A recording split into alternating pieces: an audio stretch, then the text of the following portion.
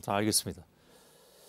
두 번째 키워드는요? 네, 두 번째 키워드는 국가란 무엇인가로 했습니다. 예, 뭐 많이 듣던 제목이기도 하고 어떤 얘기입니까? 그렇습니다. 내년 예산을 사실상 결정하는 예결위 소위에서 국가의 역할에 대한 논쟁이 있었습니다. 예. 잠깐 영상을 보면요.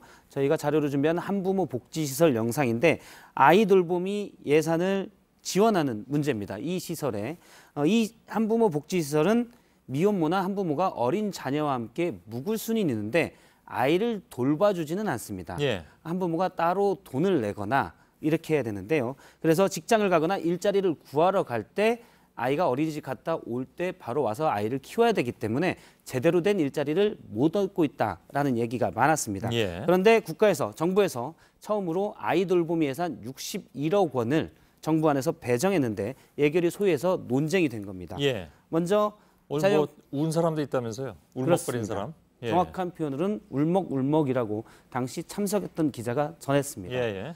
자유한국당의 송원석 의원이 이 예산이 중요하다는 거는 동의하는데 모든 걸 국가가 책임지는 건 곤란하다라고 얘기를 했습니다. 예. 몇 차례 예산에 대한 얘기가 오간 다음에 예산을 담당하는 김용진 기획재정부 2차관이 울먹울먹하면서 저 표현은 참석했던 기자가 그대로 전한 표현입니다. 예. 저희 직원들이 미혼모 시설을 방문한 적이 있는데 공통적인 현상이 아이들이 나중에 고아원을 가게 되는 경우가 많더라.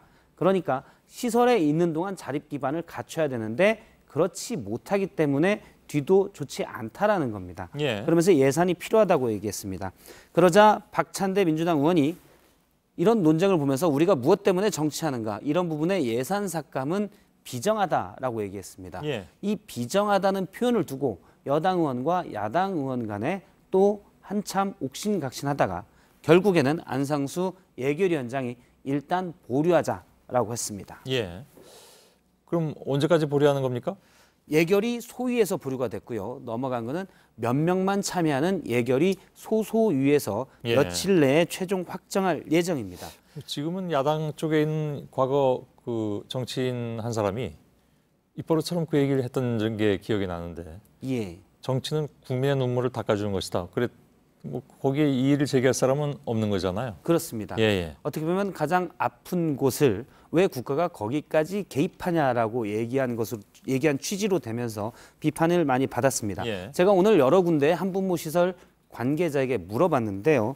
대부분 혼자 아이도 돌보고 직장도 다니다 보면 정규직 자리를 얻기 힘들다. 예. 시간제 일자리가 많고 그러다 보면 자립 기반을 못 가진다라고 얘기했고요.